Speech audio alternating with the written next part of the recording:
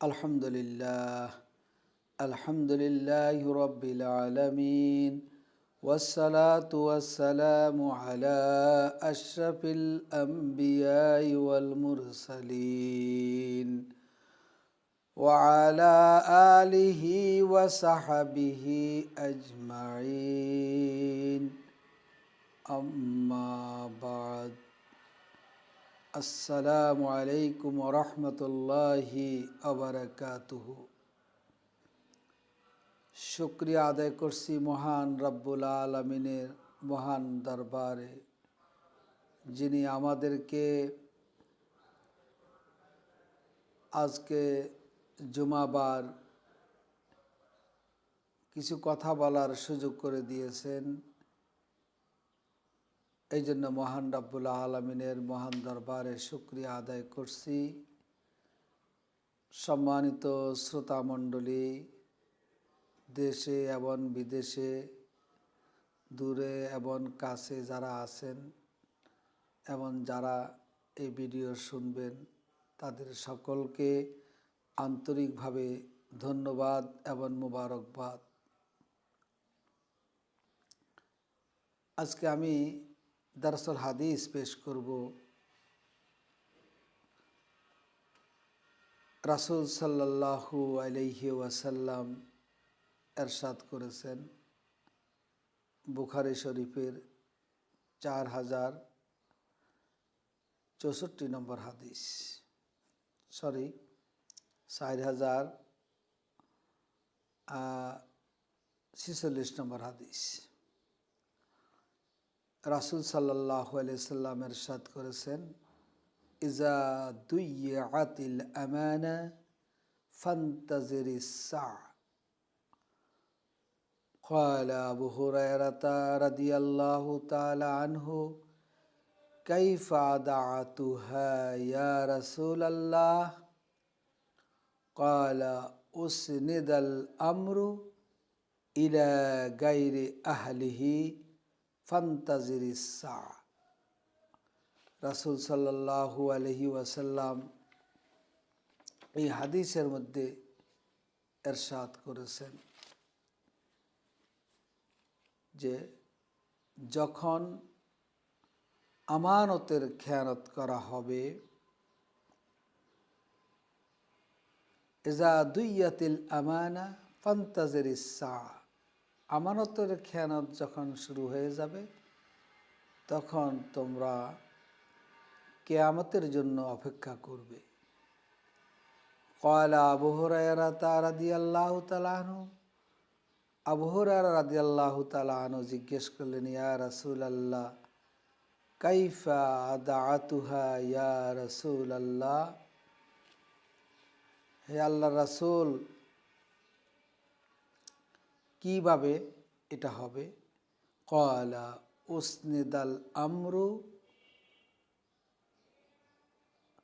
উসনিদাল আমরু ইলা গায়রি আহলিহি, অর্থাৎ দায়িত্বসমূহ, নেতৃত্বসমূহ এমন লোকদের হাতে দেওয়া হবে, দেশের, জাতির, বিশ্বের নেতৃত্ব এবং কর্তৃত্ব, ক্ষমতার ভার, প্রশাসনিক ভার এমন লোকদের হাতে দেওয়া হবে যে উসনিদাল আমরু ইলা গায়রি আহলিহি, সে এটার যোগ্য না। অযোগ্য ব্যক্তিদেরকে নেতৃত্বের আসনে আসীন করা হবে, অযোগ্য ব্যক্তিদের উপরে দায়িত্ব অর্পিত হবে। তখনই তোমরা ফান্তাজিরিল কিয়ামা, তখন তোমরা কিয়ামতের জন্য অপেক্ষা করো। এই হাদিস থেকে আমরা যদি পর্যালোচনা করি, তাহলে আজকের বিশ্ব ব্যবস্থাপনার যে অবস্থাটা, সেটা আমাদের সামনে স্পষ্ট হয়ে উঠবে যে রাসূলের হাদিসের আলোকেই আজকের বিশ্ব চলছে এবং সেই দিকে হাঁটছে। আমাদের প্রিয় ভূমি এবং আমাদের শ্রদ্ধার জায়গা সৌদি আরব যেই আরবে রয়েছে মক্কা এবং মদিনা, আমাদের ধর্মীয় অনুভূতি, আমাদের মনের আবেগ, হৃদয়ের ভালোবাসা যেই জায়গাটুকুর জন্য রয়েছে মক্কা, সেখানে কাবা আছেন, কাবা শরীফ, এবং মদিনায় রাসূলুল্লাহ সাল্লাল্লাহু আলাইহি ওয়াসাল্লাম, সেখানেই রাসূলের রওজা শরীফ। তাহলে আমাদের এই যে ভালোবাসা, অথচ তেমন একটি দেশ সৌদি আরবের মতো দেশের মধ্যে আজকে প্রধান নেতৃত্বে এবং তাদের পাশাপাশি যারা নেতৃত্ব দিচ্ছেন, প্রধান নেতৃত্বে আছেন সালমান বিন মোহাম্মদ। এটা বিশ্বব্যাপীবাসী এবং কোরআন এবং হাদিসের আলোকে ওলামায়ে কেরাম যদি যাচাই বাছাই করে দেখেন যে সৌদি আরবের মতো একটা দেশের জন্য কি সালমান বিন মোহাম্মদ যোগ্য, সেখানে আরও অনেক বড় মাপের একজন বড় আলেম, দিনদার, মুত্তাকিন, ফরেজগার, আল্লাহওয়ালার ব্যক্তির সেখানে দায়িত্বশীল হওয়া দরকার ছিল, সেখানের প্রশাসনিক প্রধান হওয়া দরকার ছিল। কিন্তু সেখানে আজকে মোহাম্মদ বিন সালমানের মতো লোকেরা দায়িত্ব পালন করছে। তাহলে রাসূল সাল্লাল্লাহু আলাইহি ওয়াসাল্লামের কথা সত্য। আরব বিশ্বে যদি আপনি কুয়েত, কাতার এবং বাহরাইন, আরব বিশ্বের যে দেশগুলো আছে, সেই দেশগুলোতে যেই প্রধানরা আছে, এই প্রধানরা কি আসলে আরব দেশের প্রধান হওয়ার যোগ্য কিনা? আপনারা প্রত্যেকের জীবন নিয়ে যদি স্টাডি করেন, পর্যালোচনা করেন, তাহলে দেখবেন যে না, আসলে আরব দেশগুলো যেই মুসলমানদের যেই ভালোবাসার স্থান, সেখানে যেই ধরনের নেতৃত্বে আসা দরকার ছিল, যেই ধরনের আমির উমারা আসার দরকার ছিল, সেটা নেই। অতএব রাসূল সাল্লাল্লাহু আলাইহি ওয়াসাল্লামের হাদিস সত্যই প্রমাণিত হলো। আমরা আস্তে আস্তে কিয়ামতের দিকে এগিয়ে যাচ্ছি। আপনার সারা বিশ্বের নেতৃত্ব দানকারী আমেরিকা, এই আমেরিকার যিনি প্রধান, তিনি ডোনাল্ড ট্রাম্প, তিনি পাগলাটে। তিনি কি আসলে বিশ্বের এই মানুষগুলোর, বিশ্বের এই 8 কোটি মানুষের নেতৃত্ব দেওয়ার এবং এদের প্রতি মানবিক দৃষ্টিতে এদেরকে দেখাশোনা করার দায়িত্ব রাখার মতো যোগ্যতা তার ভিতরে আছে? তার ভিতরে আছে পাগলাটের সিদ্ধান্ত, পাগলাটে চালচলন, পাগলামি ছাড়া আর কি আছে? তার পুরো মাথাটাই হলো পাগলামির আড্ডাখানা। আর তিনি হলেন বিশ্বের সবচেয়ে ক্ষমতাধর দেশ আমেরিকার রাষ্ট্রপ্রধান। অতএব রাসূল সাল্লাল্লাহু আলাইহি সাল্লাম এই জন্য বলছিলেন ফান্তাজির সা, তখন তোমরা কিয়ামতের জন্য ওয়েট করো। আমরা যদি উপমহাদেশের ভারতের মতো একটা বিশাল দেশ, এই বিশাল দেশের মধ্যে যিনি নেতৃত্ব দিতেছেন, তিনি নরেন্দ্র মোদি, তিনি কি এত বড় বিশাল এবং বিভিন্ন ধর্মের মানুষের বসবাস যেই দেশের মধ্যে, বিশাল এলাকা, এই এত বড় জায়গার, এত বড় ভূখণ্ডের দায়িত্বভার নেওয়া এবং দায়িত্ব পালন করা এবং যথাযথভাবে এর আঞ্জাম দেওয়ার যোগ্যতা কি নরেন্দ্র মোদি রাখে? তার শিক্ষা, দীক্ষা এবং তার পারিবারিক অবস্থান সব মিলে সে মোটেও কি এই যোগ্যতা রাখেন না। তারপরেও কিন্তু ভারতের এত বড় বিশাল ভূখণ্ডের দায়িত্ব পালন করছেন নরেন্দ্র মোদীর মতন লোক। এরা কি, এদের মেধা বুদ্ধি কতটুকু আছে? অতএব রাসূল সাল্লাল্লাহু আলাইহি সাল্লামের হাদিস বলেছেন যে ফান্তাজির ইসা, যে এমন ব্যক্তিদের উপরে দায়িত্ব অর্পিত হবে, প্রশাসনের দায়িত্ব অর্পিত হবে যারা এর যোগ্য নয়। আমাদের বাংলাদেশ ৯১% দেশের মুসলমানের দেশ। এই দেশটিতে গত ৩০টি বছর যাবৎ নারীর শাসন চলছে। ৯১% মুসলমানের দেশে যদি নারীর নেতৃত্ব আসে, যে নারীর নেতৃত্ব আসাকে রাসূল সাল্লাল্লাহু আলাইহি সাল্লাম অভিশপ্ত মনে করতেন, তাহলে সেই নারী নেতৃত্ব এবং নারী প্রধান নেতৃত্বে আসা দীর্ঘ ৩০টি বছর প্রায় আমরা নারী নেতৃত্বের অধীনে আছি। এই দেশে উলামায়ে কেরাম আছেন, এখানে ৯১% মুসলমান এবং দিনদার।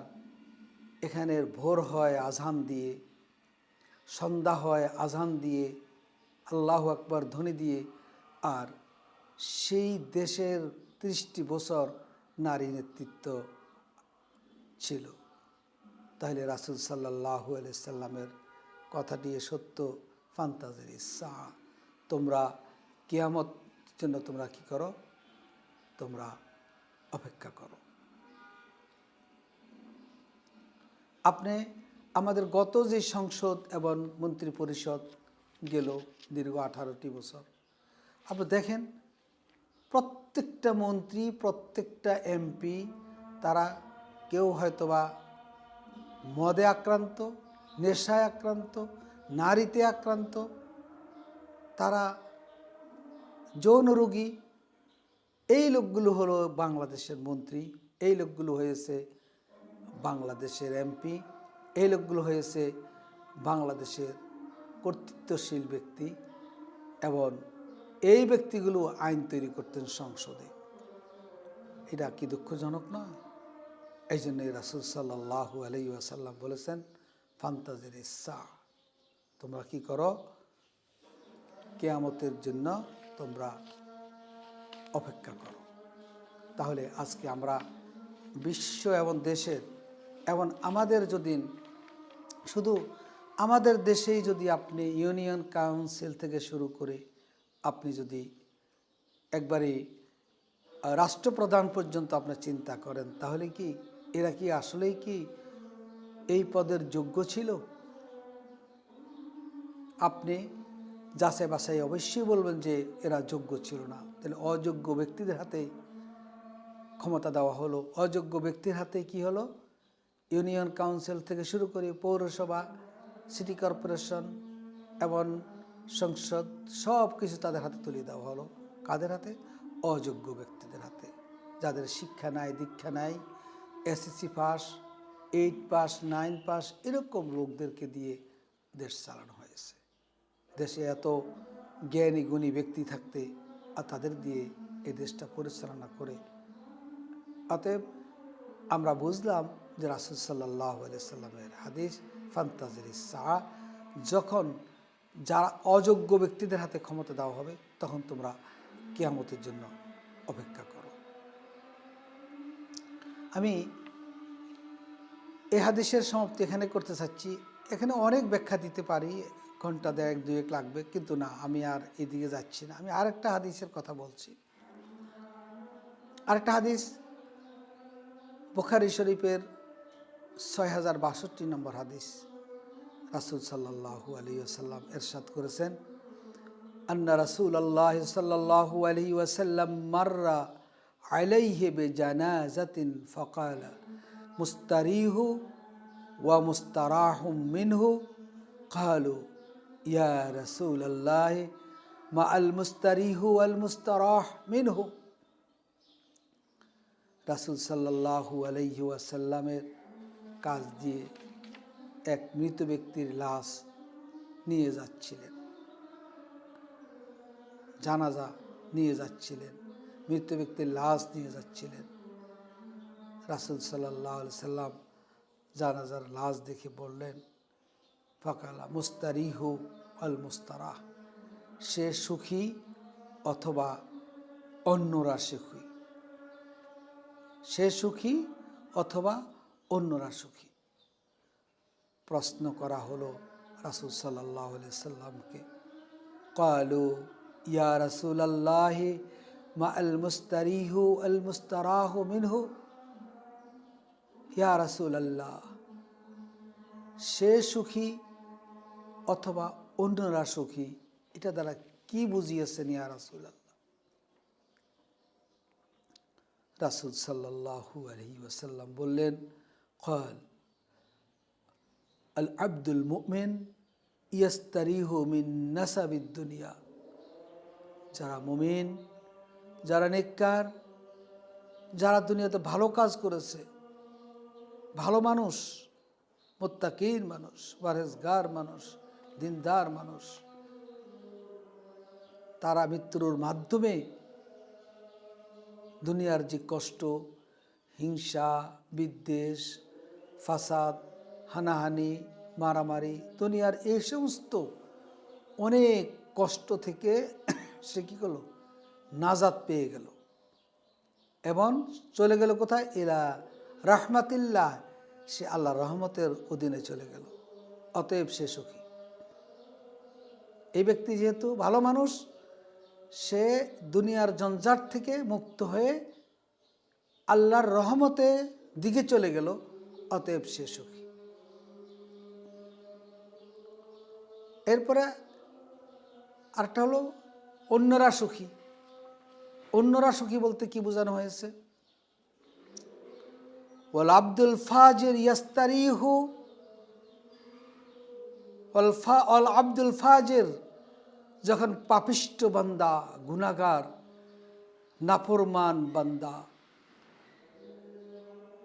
ইয়াস্তারিহু, নাফরমান বান্দা যখন মৃত্যুবরণ করে, তার এই মৃত্যুর মাধ্যমে এই নাফরমান পাপিষ্ট মানুষটি দুনিয়ার মধ্যে অপকর্ম করেছে, মানুষের ক্ষতি করেছে, মানুষের উপরে জুলুম করেছে, অত্যাচার করেছে, প্রতিবেশীর উপরে অত্যাচার করেছে, পরিবারের লোকদের উপর অত্যাচার করেছে, আত্মীয় স্বজনের হক নষ্ট করেছে, সে তার মতো করে সে অত্যাচার চালিয়ে গেছে, সে তার শক্তি ক্ষমতা যতটুকু ছিল সবটুকু ব্যবহার করে সে মানুষ পরিবার থেকে সে সমাজ পর্যন্ত, সমাজ থেকে রাষ্ট্র পর্যন্ত, এমন পশু পাখি পর্যন্ত তার থেকে নিরাপদ পায় না। সবার উপরে সে জুলুম করেছে, অত্যাচার করেছে, নির্যাতন করেছে।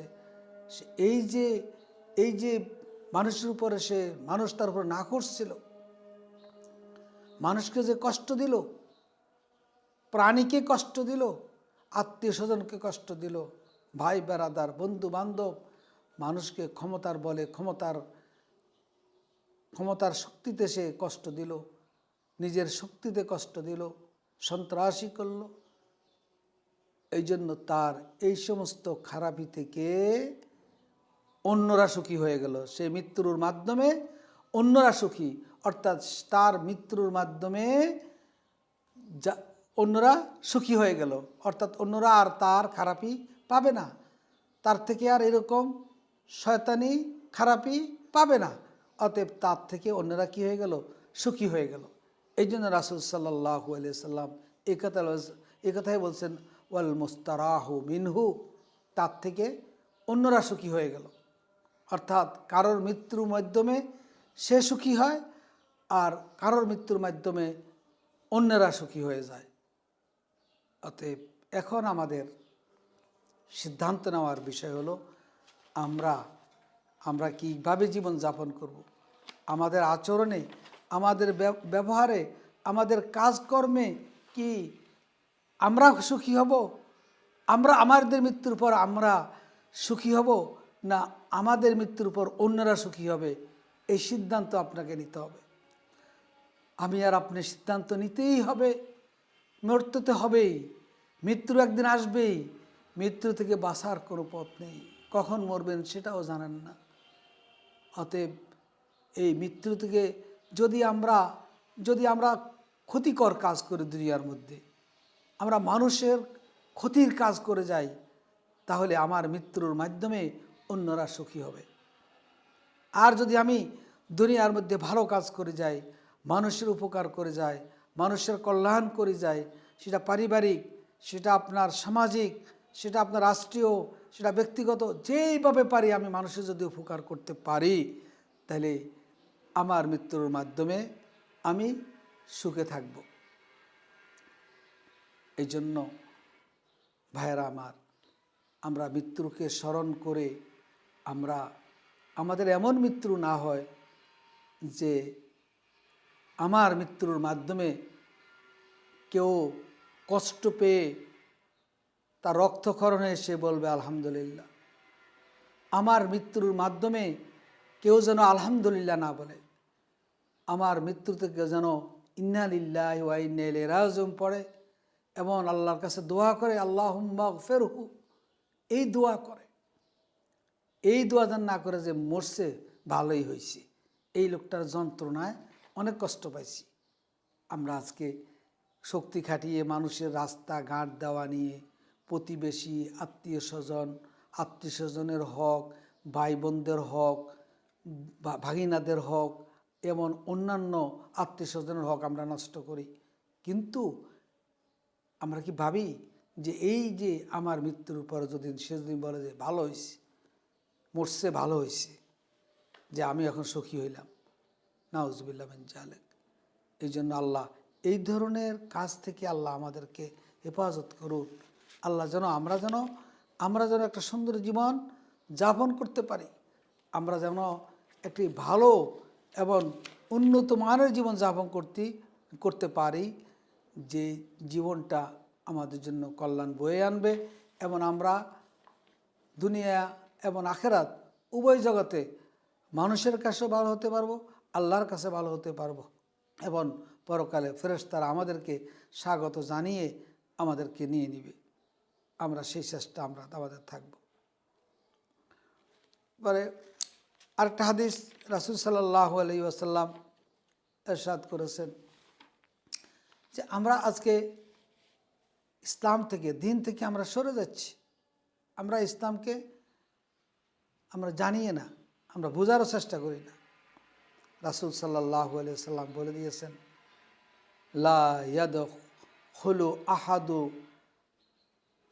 আহাদুন আল জান্নাতা ইল্লা উরিয়া মাকাদাহু, যে জান্নাতে কাউকে প্রবেশ করা হবে না তার উরিয়া মাকাদাহু মিনান নার, জাহান্নাম না দেখাইয়া। কেউ জান্নাতি কিন্তু জাহান্নাম দেখাইয়া তাকে জান্নাতে আল্লাহ দিবেন, জানো আলাউ আসা লিয়াজদাদু শুকরান। এই যে সে যদি ভালো কাজ না করত, যদি সে খারাপ কাজ করত, তাহলে এমন অবস্থা হইতো, এই জন্য সে শুকরগুজার করবে। ওলা ইয়াদখুলুন নারা ওলা ইয়াদখুলুন নারা আহাদুন ইল্লা উরিয়া মাকাদাহু মিনাল জান্নাহ, আর কাউকে জাহান্নামে দিবে না জান্নাত না দেখাইয়া। কারণ যেন সেই অনুভূতি আসে যে যদি ভালো কাজ করতাম, যেন তো আফসোস করে যে ভালো কাজ করলে তো আমি এই জায়গায় আসতে পারতাম। অতএব জান্নাত দেখাইয়া জাহান্নামীদেরকে জাহান্নামে দিবে, আর জাহান্নাম দেখাইয়া জান্নাতীদেরকে জান্নাতে দিবে, আফসোস করার জন্য। সেই দিন যেন এরকম আফসোস না হয় যে হারে দুনিয়াতে কত সময় কাটিয়েছি, যদি ভালো কাজ করতাম। দুনিয়াতে কত সময়, ঘন্টার পর ঘন্টা গল্প সল্প করে, রাজনীতি করে, লাফালাফি কুদাকুদি করে অনেক সময় নষ্ট করেছি, কিন্তু আল্লাহর বিধান মানার চেষ্টা করি নাই।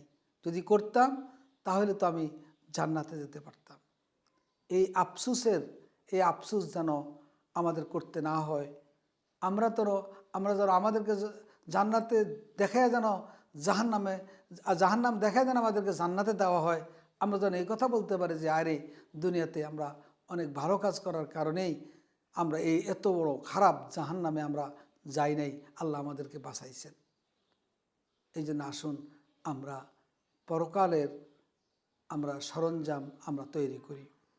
আমাদের পরকালের সরঞ্জাম হলো আমাদের আল্লাহর বিধানকে পরিপূর্ণভাবে পালন করা, রাসূল সাল্লাল্লাহু আলাইহি সাল্লামের সুন্নাহ মোতাবেক জিন্দেগি যাপন করা এবং নিজের জীবনকে হালাল হারাম বেছে চলা, ন্যায় অন্যায় বেছে চলা এবং আমার দ্বারা, আমার কাজ দ্বারা, আমার কথা দ্বারা যেন কারোর উপরে কোনো প্রকার জুলুম না হয়, আমরা সেইভাবে জিন্দেগি যাপন করব।